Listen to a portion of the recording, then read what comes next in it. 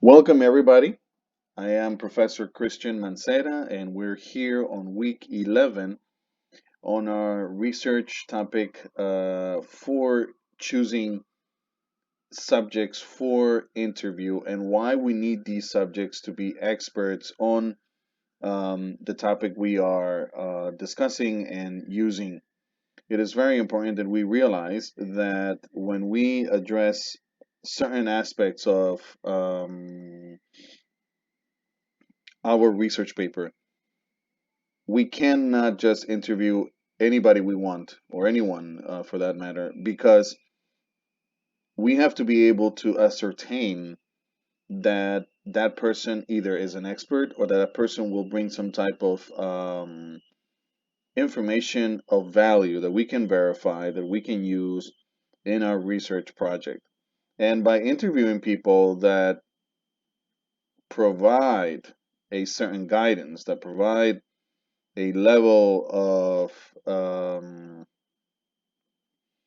like usefulness to the information we're going to be sharing, then it makes sense for us to interview these people. I had an issue with some of you because some of you did not properly like explain why you were choosing these individuals that you had presented in the assignment for week 11. And the reason is why we need to make sure that we understand the value of an interview, why we need to interview the right people, why these people need to add certain information to our research project, that it's important for all of us. And once we realize that, then we come to the conclusion, then it's worth for us to add these people to our research project. Otherwise, it makes no sense. And then we're playing some game of just like doing it because we want to do it, and that is just not the way we should be doing things, because then we fall into a scenario where there's no point really in interviewing someone who's not going to bring any type of difference into our paper, and we need to make sure that that is clear enough for us to understand that once we have this value added, then we can very like interestingly or rapidly move forward into a way in which we can interview people. We can provide information to people in general that it's worth it for a research project. And if I choose a person, for example, and we're going to talk about primary sources here, and then we're going to go step by step. We're going to check also a little video, and then we'll go into a little bit of explaining like the steps that we need to achieve for that. But when we get into this whole scenario of like interviewing someone, we have to like sit down, prepare the interview, prepare the questions, because we the ones who are doing the research, we have to be able to prepare beforehand the questions that we will be using in order for us to make or to have a successful interview. We cannot just sit down to interview someone just because like we feel like it, or oh hey, like we're talking about abortion. Hey, let's sit down and talk about abortion and tell me what's up. Have you ever had an abortion? And is it fun or is it not fun? And those type of things just don't fall into place, because if you don't take the interview process seriously, then it's going to become extremely difficult for you to give the paper itself the seriousness that you want it to have. And I think that's something that it's important, it's fundamental, and we need to be clear on that specific issue, because if we're not, then we are definitely going to make a fool of ourselves by just sitting there and not asking the right questions. So we need to ask the right questions. We need to have an expert. We need to identify this expert. We need to tell people why we invited this person to answer the questions. We need to be able to also show people that this person brings value to the topic that we're discussing, and that whatever information is going to be shared is going to be verifiable and that's going to be reliable. And whether this person is a primary source or a secondary source, the person, hopefully, this person is a primary source, because this person is it's a witness. It's a person who has created an investigation, has done research on this topic, and can provide the enough information or enough insight for us to understand what we need to understand about topics that are extremely difficult to ascertain. So we're gonna go now and watch a TED Talk video on interviews.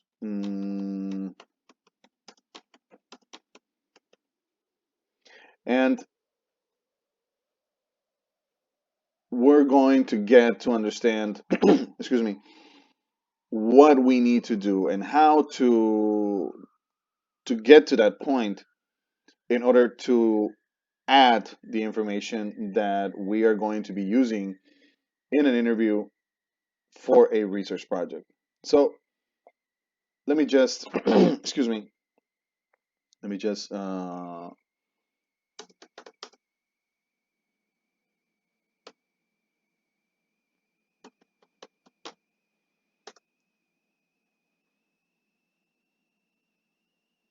perfect.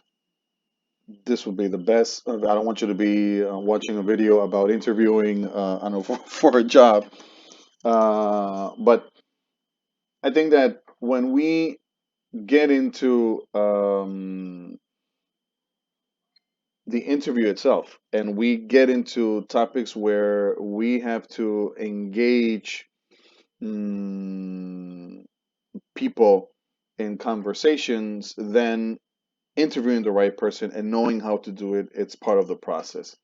So let's pay attention.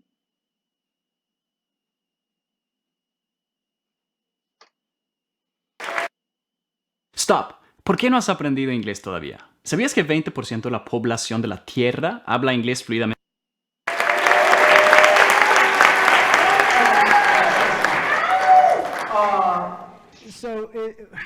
Interviewing is an art, but I don't treat it that way. So let's put it like this. This is basically a talk about not talking. I work at a very eclectic community radio station, and we're really lucky. We talk to all kinds of people. Yeah, there's bands that come through. That's great. I can hang with that. But authors, read a fucking book. We've got authors coming through. We've got poets and drug addicts and nonprofits of every stripe and scientists, like people with job titles like fluvial geomorphologist, right? I don't know either. But the thing is, I have to have this conversation with them, and I want it to be good and meaningful. I really do, and I want to know what makes them tick. The problem is I'm not an expert in fluvial geomorphology, and the truth is in this life you get to be an expert in like one, maybe two things, max, okay? So how do you get through this? What I want to talk to you today about is how to fake your way through an interview and hopefully have a great conversation on the other side of it, okay? Now, I did get some on-the-job training. It was very sparse, and the woman who was training me, she's sort of walking me through the building. I was going to be on the air in a week, and she's like, here's how you do this, here's how you do this. Oh, and you're going to be interviewing people. And I'm like, oh, okay. I get a pen out, right? She's like, here's how you do that. You just shut up.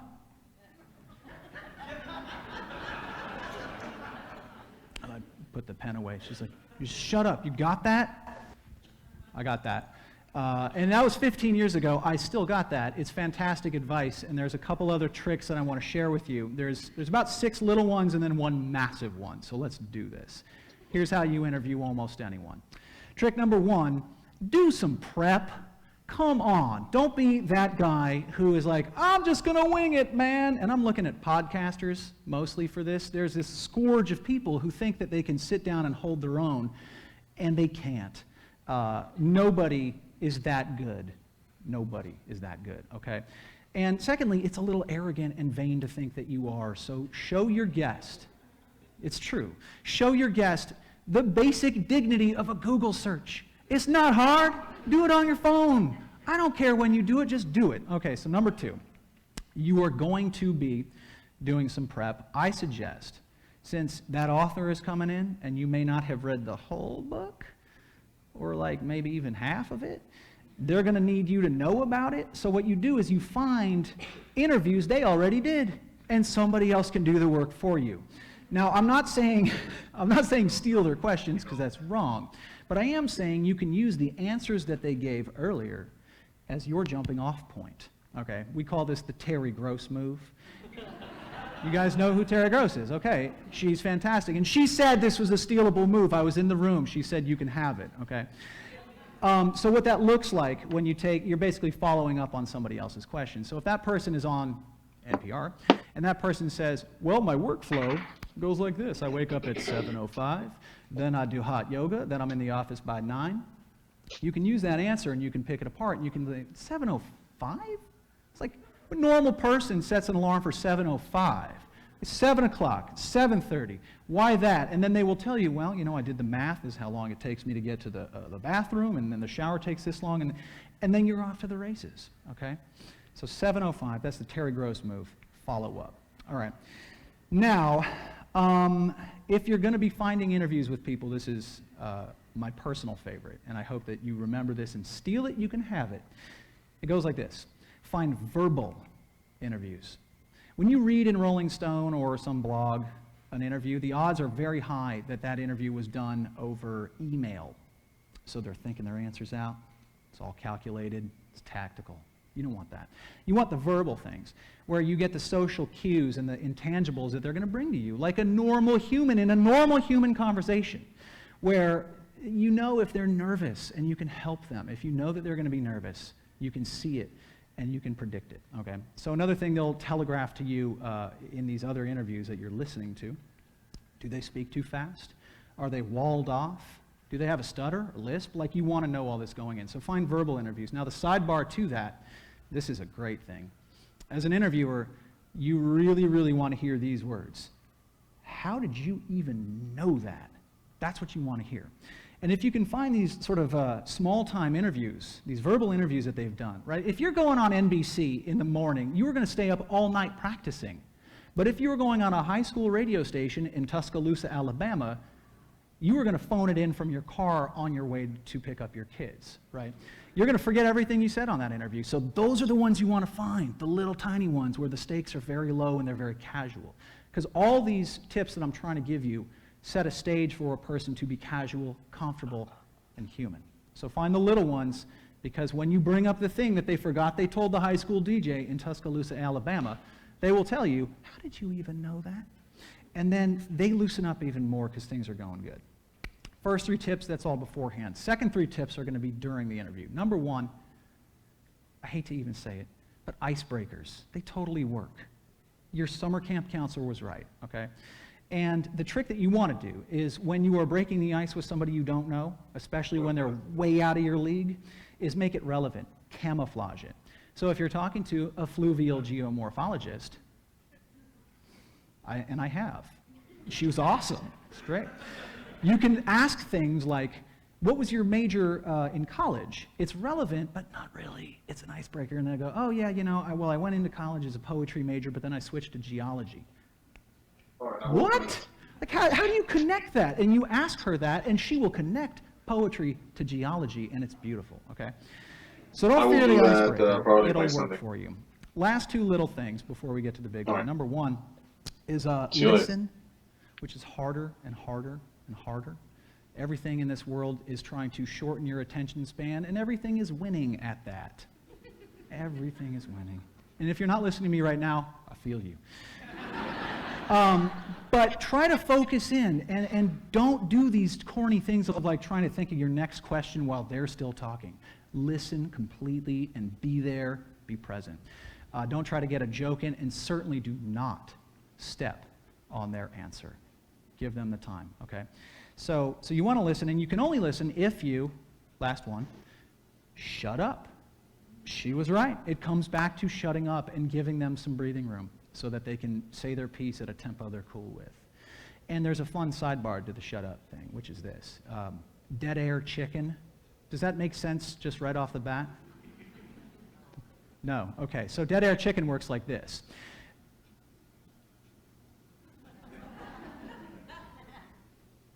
It can go on.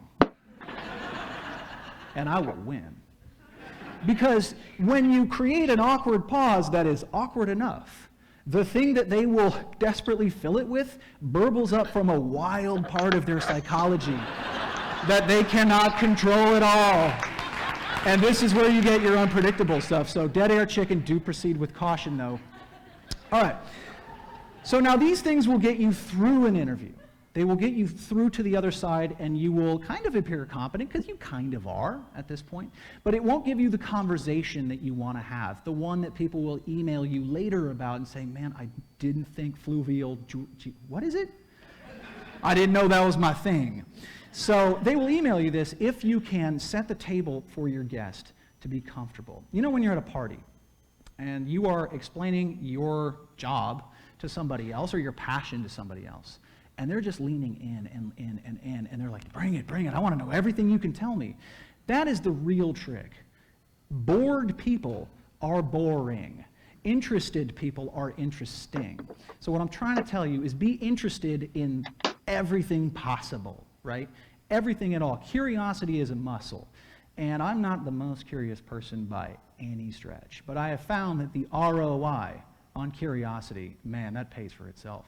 Because if you can put yourself in uncomfortable positions, if you can, like for me, it looks like, sort of cultivating curiosity. I try to diversify my media. I try to listen to genres of music I don't like. Free jazz. What the hell, free jazz? I want to know what people see in free jazz. I don't get it, but I listen to it sometimes, and it's sort of rewarding. But it gives me practice at being uncomfortable with things I don't know about. So I guess what I'm trying to say here is that if you can be interested in everything as much as possible, it makes your life better. Not just when you're at work having to interview fluvial geomorphologists, right? Because you will find that you can hang with most conversations because you are bought in, you are genuinely interested in what you are being told, you are learning. And there's an Emerson quote. He says, every man I meet is my superior in some way. And in that I learn from him, and that is, in my experience, completely true. I think about it a lot. And I have talked to Oscar winners. I have talked to hobos who live in a bush. And they're equally interesting to me. Their narrative matters. And if I can sort of set the table for them to tell me how they are the good guy in their own movie, that's all I want. And that's all they want. And time after time, if you can get to that point in your discussions, in your interviews, you will find that you walk away a better person. So, to conclude, do the tips, do some prep, seriously, do that. Use the icebreaker, find the verbal interviews, do all that stuff. But if you can make curiosity your hobby, if you can become an expert in curiosity, if that's your one area of expertise, you will find that every single person is worth listening to, and you're going to walk away better. And don't forget to shut up.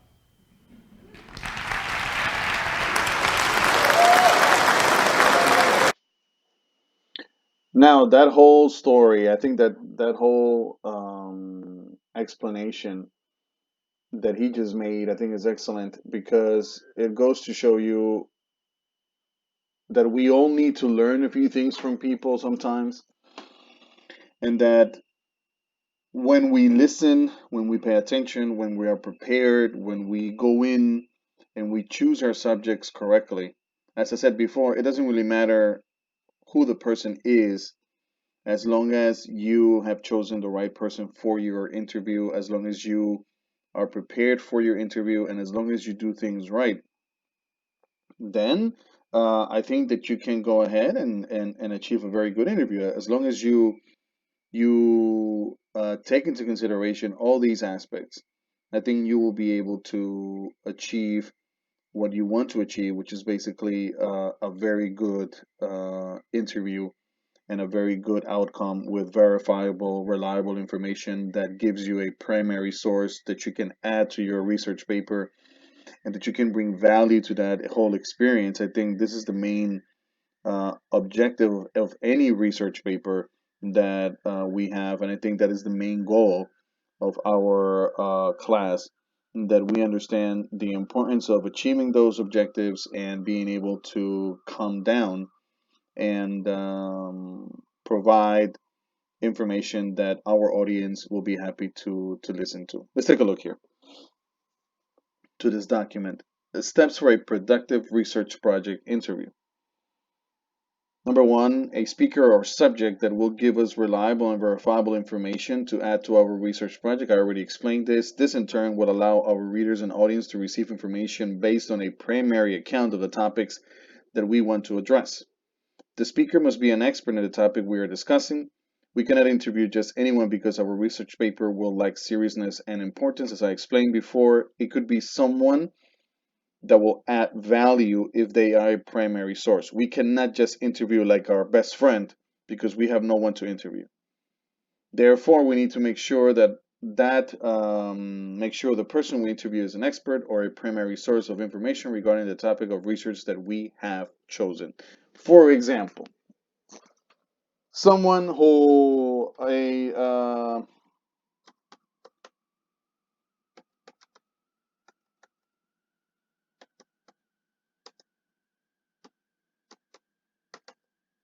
marijuana smoker, for example. This person is not an expert on science, but this person is an expert in how people deal with addiction, excuse me, uh, side effects, um, eating disorders created by certain types of weed,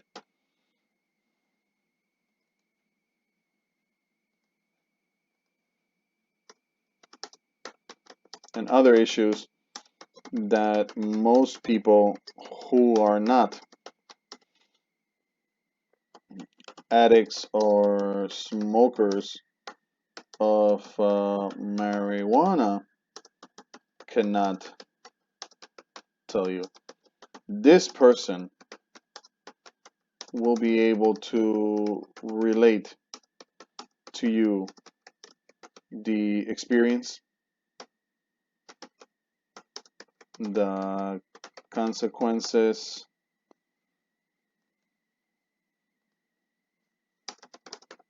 and other aspects of being an addict that no one else can give you.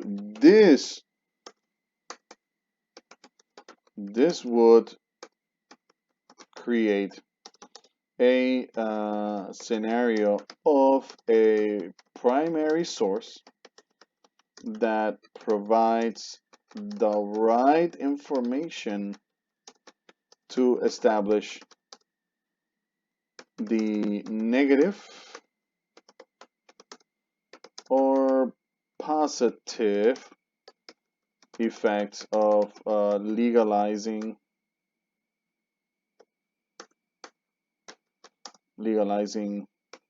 this substance. And here you have a very good example of something that you want to add to your paper, and having this person, even though this person is not a scientist, this person is not that person that you want to have as your expert, but this person will give you like the right information, like that information that you're looking for to make things a little bit more interesting, a little bit more enthusiastic, a little bit more like satisfying for your audience. And this is what I mean by a person having primary source information. This person is an addict. This person smokes. This person buys the marijuana. This person inhales the marijuana. This person knows how it feels. This person knows firsthand how it is to deal with this. Therefore, he is a person that we can use as a primary source, and we can use it. The other day, I had an issue with someone in class because I asked, it was Miguel, he was talking about the difference between online and in-person instruction, and he chose his coach as an expert in this. The coach could be an expert in teaching, delivering, but is he really the expert we need? But he is a primary source because he is teaching online. And maybe he can guide the conversation in a way in which we can say, well, you know what, like Professor, or Coach B, he knows the deal, he knows how to manage it, and I feel comfortable talking to him because he gives me the information that I need. So this is something that we need to have in mind, correct? Now let's take a look at step 3. We need to use this information from the interview in a way that makes sense for our paper, that gives our argument value, and that our audience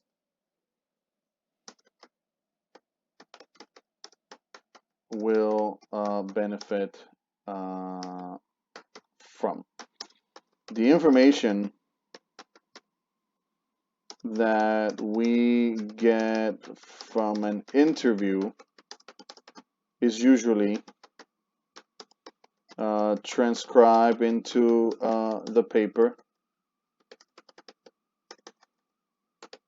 but you will highlight the best parts, or the parts you think are useful. For example, we will not use the whole interview information from the addict. We will use only the information that will add value to our paper and that satisfies the question of whether legalizing weed is the right thing to do. So let me go back here. So we need to use this information from the interview in a way that makes sense for our paper, that gives our argument value, and that our audience will benefit from. The information we get from an interview is usually transcribed into the paper, but you will highlight the best parts of, or the parts you think are useful. For example, we will not use the whole interview information from the addict. We will use only the information that will add value to our paper and that satisfies the question of whether legalizing weed is the right thing to do. And this is just an example because some of you are doing topics on abortion and so forth and so on. So this whole these steps I am going to post mm, on our class for week 11. I'm going to post it. I'm going to save it now, this document, so it doesn't die because we need this information for you guys to know. I'm going to organize this a little bit better so that, okay, so this will be great. We kind of do it like this. I'll do it. Okay, we will justify this so it looks a little bit better. And then these steps will go into our week 11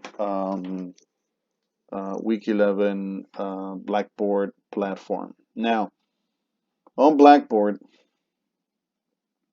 you guys have to complete these exercises on Cengage. Some of you have not completed this information and you need to complete these exercises.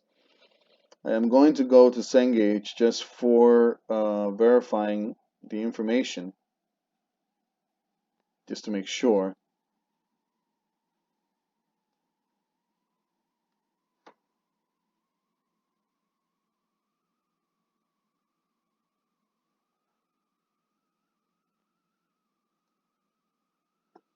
All right, so let's take a look here. I am going to open.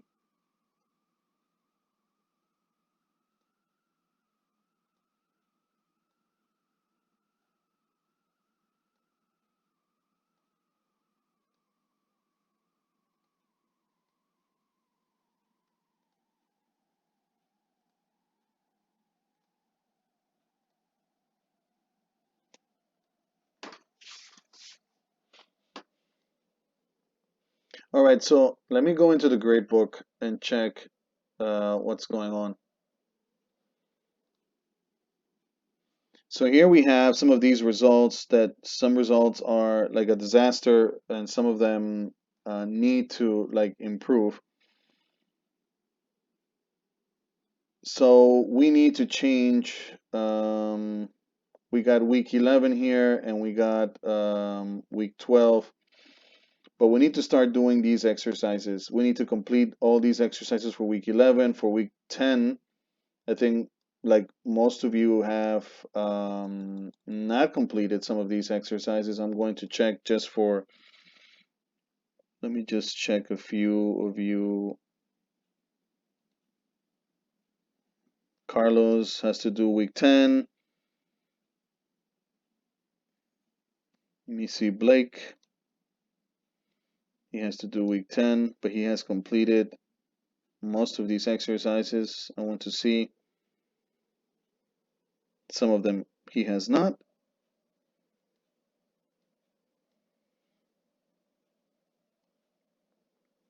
All right, so let's make sure that we complete the exercises on week 11. We already turned in the assignment for week 11. It's right here. I want to check who needs to turn this in. Well, most of it, everybody did it. It said Donovan and Mikey Morno. So people, please watch the video. I will add the text to the week 11 after today's class.